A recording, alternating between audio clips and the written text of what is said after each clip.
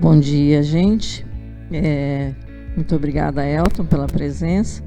Nós estamos aqui para iniciar a nossa série de entrevistas com os candidatos a deputado federal e estadual em Toledo. Como já foi divulgado, nós fizemos um sorteio, né, na semana passada, para determinar a ordem de realização dos encontros. O Elton foi o primeiro sorteado, então estará abrindo a nossa sequência de entrevistas. A entrevista está sendo gravada e a gente vai disponibilizar ela no YouTube assim que a gente encerrar aqui, não está sendo ao vivo.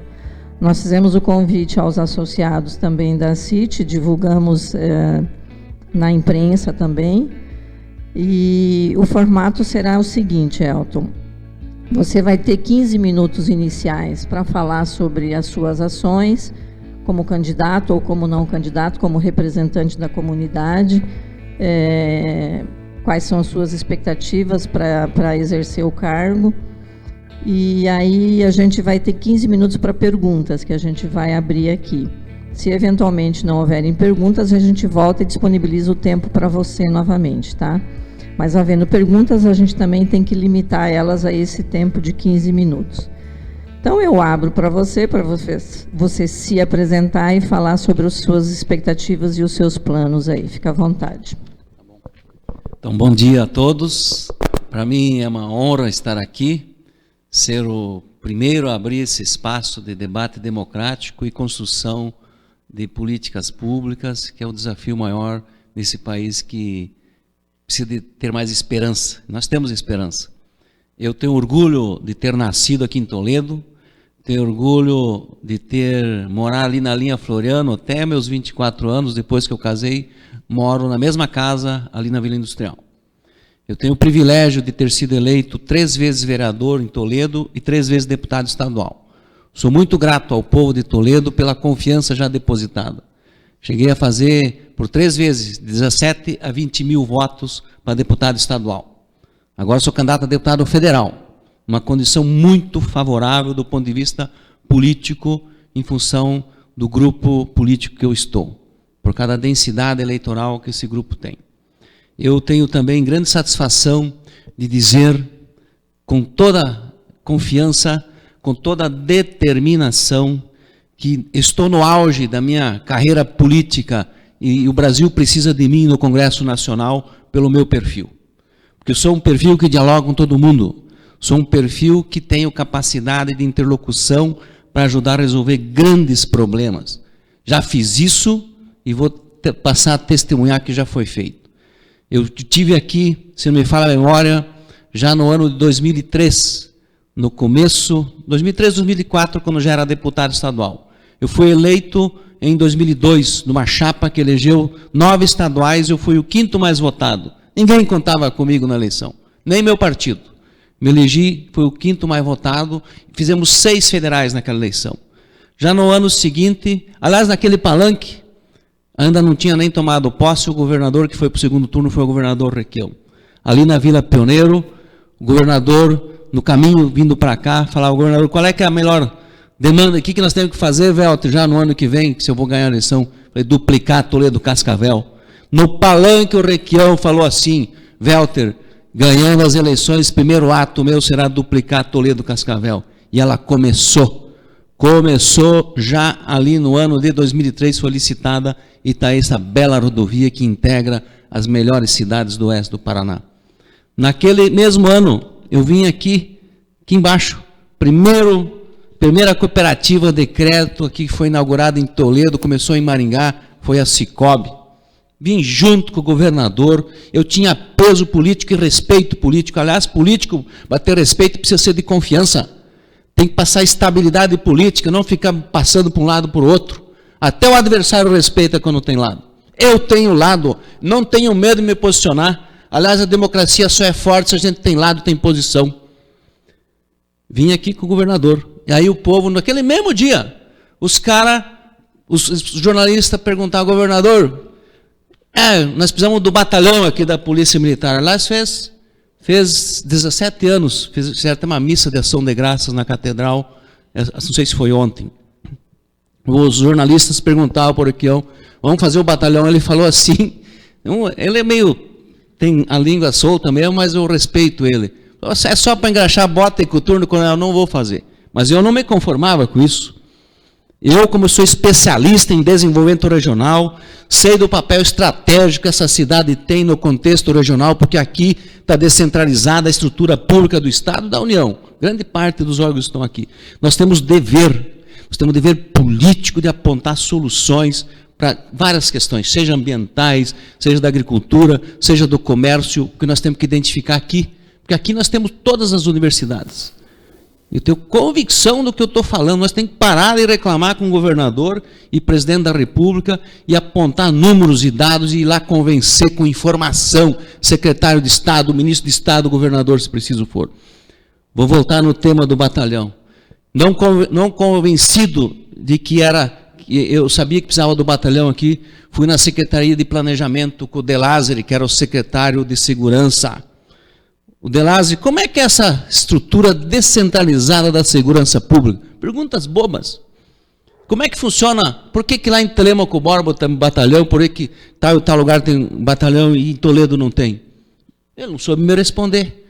Como é que está o planejamento disso? Tem possibilidade de fazer em Toledo? Como é que é o plano de desenvolvimento da descentralização da segurança pública? Aí assim, está previsto Toledo? Não está. Pode estar? Pode. Então coloca aí. Então o senhor vai me acompanhar para falar com o governador para ter esse batalhão? Vou. Aí eu tinha a condição técnica do meu lado já, que era o secretário de Estado e política. Aí fui ao governador.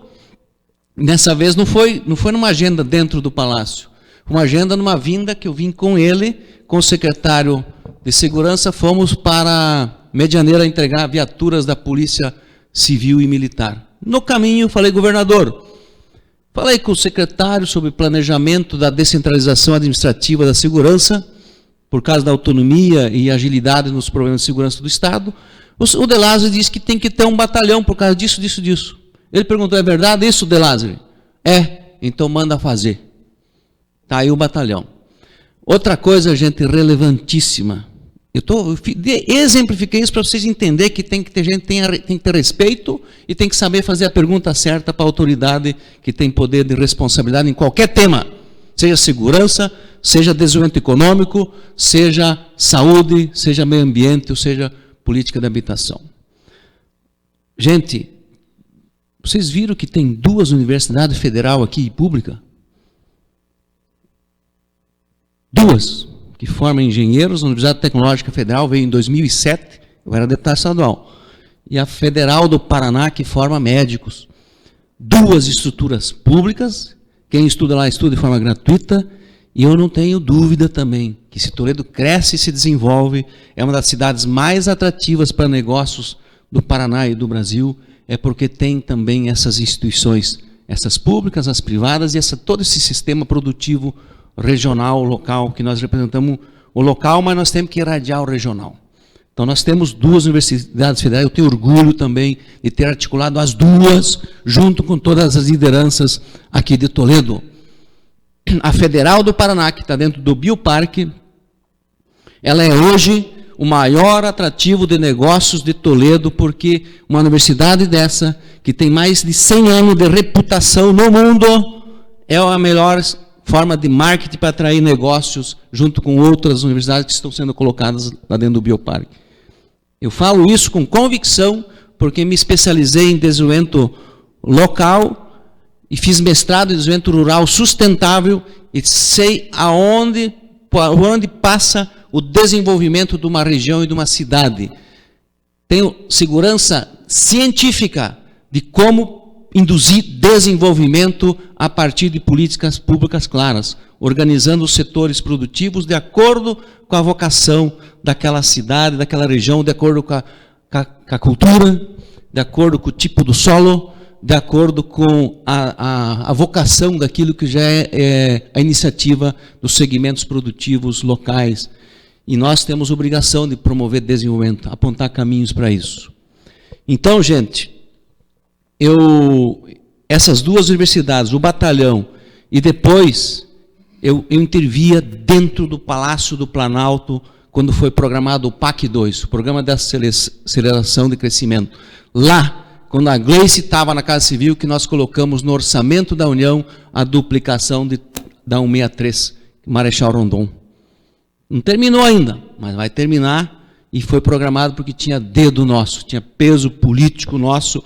Eu sabia o que estava fazendo, eu era deputado estadual, mas agia como se fosse um federal. Depois, não vai dar tempo, mas eu vou ter que contar a história da Federal do Paraná para vocês. Se der tempo, eu falo depois nas respostas, aí, se vocês perguntarem. Essa história precisa ser contada, vocês precisam saber por que tem a Universidade Federal com curso de medicina e só não tem mais cursos na área da saúde aí porque congelaram os gastos com educação e estão tomando o pré-sal do povo brasileiro que é para financiar a educação e a saúde. Tomaram, na mão grande, os gringos lá de fora. E o povo ainda bateu palma quando fizeram o impeachment da presidenta Dilma. Gente, o cooperativismo. O cooperativismo é a coisa mais extraordinária que tem para promover desenvolvimento. Eu estava numa agenda com o presidente Lula na Associação Comercial do Paraná, na entidade de vocês lá. E aí o Lula falou e um cooperado, um líder, perguntou, Lula, como é que faz para baixar juro? Isso foi em 2003 também. Está a crise, como é que faz? Falei, eu vou fazer o seguinte, vocês é que vão dar a solução. Eu vou mudar todas as regras do Banco Central para que vocês criem os bancos cooperativos de vocês e vocês emprestam dinheiro para vocês mesmos. Isso vai puxar o juro para baixo. Veja só como explodiu o cooperativismo de crédito, a Cicobi, a Cressol, a Sicredi e outras cooperativas, e as próprias cooperativas ligadas ao agronegócio, como são desenvolvidas e são promotoras de desenvolvimento econômico. Então, gente, eu quero dizer o seguinte, o Minha Casa Minha Vida, foram feitos mais de 8.000 casas aqui em Toledo, diretamente com a prefeitura 4.000, o resto foi feito pelo setor privado. Esse programa precisa voltar, a Caixa Econômica precisa financiar para o trabalhador assalariado ter condição de sonhar com a sua casa própria. A correção do salário mínimo acima da inflação, isso faz com que com o tempo aqueça a economia. O trabalhador precisa ter um pouco mais de renda.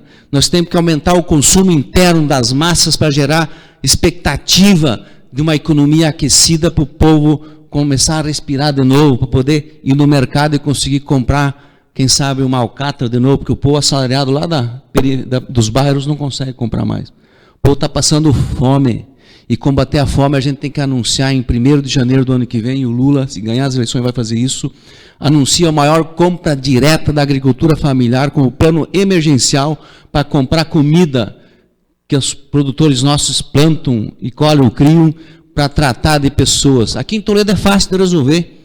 Os restaurantes populares, que tem aí vários, o município, se quiser, pode deixar R$2 ou até fazer uma lei isentando para tratar emergencialmente quem está passando fome. Eu queria que vocês fossem, para quem tiver tempo, podem andar comigo, não precisa andar comigo, vão lá nos bairros periféricos dos bairros para perguntar como é que o povo está passando. O povo está desesperançado. Outra coisa que é muito relevante, o Brasil foi a 6ª economia do mundo em 2014, atingimos. Nós chegamos praticamente em pleno emprego naquela época. Teve ganho real acima da inflação do salário mínimo, dados do IBGE, não é conversa de pré-candidato, de candidato oficial agora. Teve ganho real ao salário mínimo de 76%. O consumo interno era forte, o Brasil crescia. O mundo se orgulhava de nós éramos o gigante que se mexeu. A geopolítica internacional praticou o golpe para um congresso, infelizmente, que representa muita pouca gente. Eu quero ser um deputado federal, não mais um, mas um deputado federal que vai orgulhar essa cidade. Eu não tenho direito de errar, não tenho. Eu quero ser deputado federal para ajudar o meu país a sair dessa situação difícil que nós estamos. Nós temos que promover desenvolvimento, botando dinheiro e programas e políticas na mão do trabalhador, do povo, do agricultor familiar, do cara que produz frango, peixe, porco. Nosso agricultor, aliás, falta 1 minuto e meio. Sabem qual é que é o nosso maior patrimônio? Vocês sabem? Eu vou responder já. Nosso maior patrimônio aqui da região é as nossas unidades produtivas diversificadas. Se o produtor de soja e milho, ele é importante também por causa da venda desse produto que tem valor alto. Mas se nós só plantasse soja e milho, essas cooperativas quebravam tudo. Se nós não tivéssemos a transformar o soja e o milho em ração que engorda peixe e produz leite, frango e porco, nosso sistema econômico podia falir. Pense muito bem no que eu estou falando aqui. Quanto mais essa diversidade que dá segurança econômica regional, e nós temos que ter política dirigida para cada segmento desse, não pode ter essas instabilidades, altos e baixos. Eu produzi peixe, engordei um lote de peixe esse ano, eu fiz por conta. Não conseguia vender, só consegui vender meu peixe quando eu acertei com o frigorífico, eu acertei a venda dos filé para ele. Se eu não tivesse influência, meus peixes estavam até hoje lá no meu açude. Então, gente, eu também produzo moranguinho. Eu sou um empreendedor rural familiar. E eu sei o que precisa ser feito para o nosso país gerar emprego e renda. Tem que ter crédito abundante, juro barato, promover desenvolvimento onde é o estratégico na economia local. E tem que organizar a cadeia de produção, dando estabilidade para aquele negócio, seja do suíno, seja do peixe, seja do leite, seja do frango. Então, gente, eu quero ser deputado federal. Meu número é 1312 e quero eleger um governador que me respeite, um presidente que eu vou lá e peço, ele vai atender. Obrigada, Elton. Cumprido exatamente, cronometrado, o tempo é 15 minutos. Tem algumas perguntas que podem ser feitas aí para você, a gente vai abrir agora, a Jussara está com o microfone. Então, por favor. Bom dia, candidato. Obrigado pela sua presença. Nós sabemos que a reforma tributária e fiscal é necessária no nosso país. O sistema tributário dificulta o crescimento econômico do país, eleva os custos das empresas, prejudica a competitividade e penaliza os investimentos. Qual é sua opinião sobre o assunto e de que forma pretende trabalhar em prol desse assunto? Perfeito, boa pergunta e concordo com você. Eu acho assim que eu não sou especialista em questão tributária, mas eu tenho com quem dialogar para construir aquilo que é o desejo do desenvolvimento para ter justiça tributária. O princípio da Constituição tem que ser cumprido, que é quem tem mais, paga mais, quem tem menos, paga menos. E a distribuição da cobrança de tributos tem que ser proporcional ao potencial da capacidade de produção das empresas. Eu acho assim que tem que ter equilíbrio nisso. Eu acho assim que, por exemplo, uma empresa que trabalha do mesmo ramo, que é daqui de Toledo, e que ela está instalada lá em Curitiba, aquela de lá é mais competitiva daqui. Porque tem 7 praças de pedágio e vai ter mais 15 praças de pedágio. Nós somos muito penalizados por isso. E eu até acho que as empresas daqui não conseguem pagar um salarinho menor porque o custo de produção é maior por causa do pedágio. Isso impacta diretamente na economia local e regional. Então, nós temos que achar caminhos. Eu quero me colocar à disposição dessa entidade. Eu falei antes, dei a minha deixa aqui. Nós temos a possível solução. Eu falo, o empresariado, junto com os especialistas, os nossos contadores, nossos especialistas em direito tributário, nós podemos apontar caminhos, porque ninguém é iluminado que sabe tudo. Agora, nós temos que ter a capacidade de perguntar. Eu tenho que ter, sabe o quê? Feeling político. Isso eu tenho. Sei como buscar e votar uma lei justa para os impostos serem justos. Pode ter certeza disso. Eu preciso da tua opinião. Preciso da opinião de quem você me indica que sabe mais do que você. E aí nós vamos, com muita humildade, nós vamos achar o caminho certo para produzir consenso, desde que tenha a maioria de congressistas que pensam como a gente. Mas aí é que está, né, Elton? A gente vem há muitos anos falando dessa reforma tributária e ela não sai do chão. O empresariado só vê a carga tributária aumentar e não vê essa reforma acontecer. Cá entre nós, mesmo o seu partido, o partido que você representa, já ocupou o governo por muitos anos e ainda assim a reforma tributária não conseguiu sair do chão. Posso te falar uma coisa bem séria? Claro, claro. Muita gente que é pequeno industrial, pequeno empresário, faz coro para grupos econômicos que sonegam muito, enriquecem sonegando ICMS. Tem que falar sério aqui. A Operação Pelicano identificou isso em 2015. O que foi feito lá para cá? há uma cultura da sonegação, há uma cultura. Como é que a gente conserta isso para fazer justiça tributária? Agora, esses que sonegam a maior quantidade de impostos, grandes, não estou generalizando, estou dizendo um conceito de cultura que tem nesse país e nesse Estado.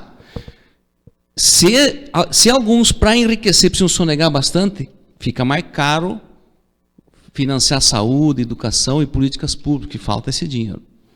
Então, se nós que somos pequenos industriais, ou pequenos comerciantes, nós batemos palma para esse segmento, porque eles intervêm dentro da fazenda do Estado, eles intervêm no governador do Estado para que pouca coisa seja feita. E aí nós temos que compreender o que está acontecendo culturalmente para agir politicamente com o P maiúsculo. Nós estamos sendo manipulados, então. Estamos. Eu acho que sim. E aí eu defendo o seguinte, na época o governador Requião, ele fez uma espécie de vistas grossas para as pequenas empresas na cobrança tributária e focou nas empresas que faturam muito mais, são as grandes empresas. E isso, como é que se resolve isso? Eu confesso que tenho indicativos, mas não sei como resolver de pronto, mas nós podemos achar possíveis soluções juntos para ajudar nessa busca possível para arrecadar com eficiência e cobrar menos de quem tem menos. Ok. Obrigado, Elton. Temos mais uma pergunta? Bom dia, candidato. Bom dia, presidente da ANAD. Seu Becker. Prazer revê-lo. Eu vou fazer uma pergunta que eu acho que tem muito a ver com relação ao nosso desenvolvimento regional. A implementação do novo modelo de integração ferroviária do Paraná, com a implementação da malha da Ferroeste, no trecho que interliga a atual estrutura da cidade de Guaíra, bem como a resolução do gargalo no trecho entre Guarapuava e Paranaguá, a duplicação e a efetiva conservação e a melhoria das rodovias federais, seja por meio da nova concessão de pedágios ou investimentos por parte do governo federal e a adequação e ampliação do aeroporto municipal Luiz Del Canale Filho, aqui de Toledo, são exemplos de que minimamente nossa cidade e região precisa e merece disso. De que forma que o senhor pretende contribuir com, vamos dizer assim, com articulações, de que forma você conseguiria fazer todo esse processo para que a gente consiga crescer ainda mais? Porque a gente sabe da dificuldade que nós temos de escoar a nossa produção aqui do oeste do Paraná. Você mesmo citou com relação à cadeia do peixe. Eu acho que você mesmo, como empreendedor, de realmente levar até ao frigorífico, né? Então, eu acho que nós temos um grande gargalo com relação a isso. De que forma o senhor poderia fazer essa melhoria? Eu tenho também segurança de que nós, tendo logística estruturada de transporte rodoviário, ferroviário, hidroviário, também tem um sonho de fazer Paraná-Tietê, aí tem que quebrar umas rochas, aeroviário, hidroviário, rodoviário e ferroviário consolida, de certa forma, o desenvolvimento. Agora, nesse modelo de pedágio, com mais 15 novas praças, vai comprometer muito a economia regional. Nós temos que nos unir, e eu quero assumir um compromisso com vocês aqui. Se eu ganhar as eleições, se o governador Requião e o Lula governarem o país e o Estado, o modelo de pedágio nós vamos implementar nessas praças que só estão abertas porque é ano eleitoral, vocês sabem disso, vocês são tudo inteligente.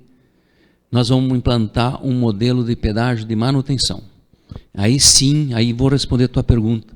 Eu acho que o governo, eu vou tentar convencer a equipe econômica, nós temos que fazer uma parceria com as economias mundiais, e nós temos que retomar o BRICS, essa articulação da geopolítica internacional, e se precisar trocar, fazer grandes investimentos em infraestrutura, buscando recursos internacionais em parceria com troca de transferência de tecnologias naquilo que é estratégico para o desenvolvimento do país, nós temos que fazer isso, fazer um grande investimento articulado com a comunidade regional, digo regional, o Estado e a região no entorno de Toledo, que pega inclusive o Mercosul aqui. Nós temos que ser grande, pensar localmente, regionalmente e agir mundialmente.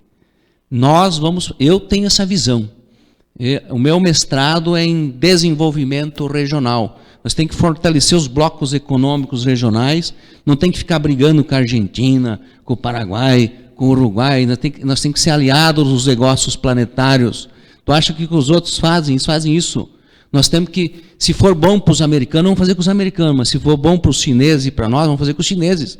Nós temos que ter autonomia disso e desenvolver e investir na infraestrutura, porque isso custa dinheiro. Você tem que buscar fonte de financiamento e fazer aquilo que é estratégico, e nós temos que convencer que aqui é fundamental. Nós temos que ter número para justificar, porque a demanda daqui também tem a demanda em outros polos econômicos do país. Nós temos que ter liderança, com L maiúsculo, que sabe perguntar a coisa certa para agir certamente.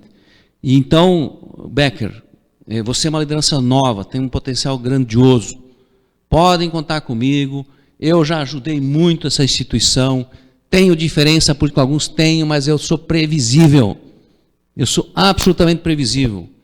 Vocês sabem que eu posso e devo, tenho obrigação de acertar mais que muitos. E nós vamos acertar e nós vamos buscar boas soluções. Não é promessa de campanha, é capacidade política. Ninguém vai fazer milagre. Nós temos que sensibilizar o governador do estado, os seus secretários, desculpa, e ministros do presidente, do futuro presidente Lula, se ele ganhar as eleições. Eu sei fazer isso. Eu aprendi já. Sou humilde, mas se tiver que bater na mesa, vocês me escorando com suporte técnico, com informação, eu ronco grosso no bom sentido. Vou saber fazer a crítica construtiva para a gente convencer e sensibilizar. Obrigado.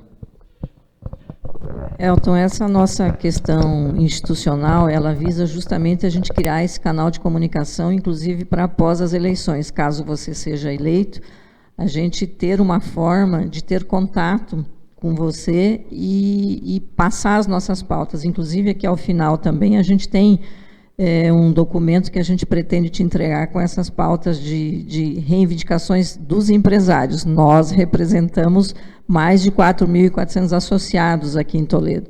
Somos a entidade representativa, uma das maiores do Paraná, inclusive, nesse sentido. Então, nós precisamos desse canal de comunicação com quem está em Brasília. Temos mais uma pergunta aí também. Temos 4 minutos e 20 ainda para encerrar. Bom dia, candidato Elton. Bom dia, presidente Anaide. Aprofundar um pouco aqui em logística ainda, o que o Michel perguntou ao candidato, e mais especificamente em relação ao modal aéreo.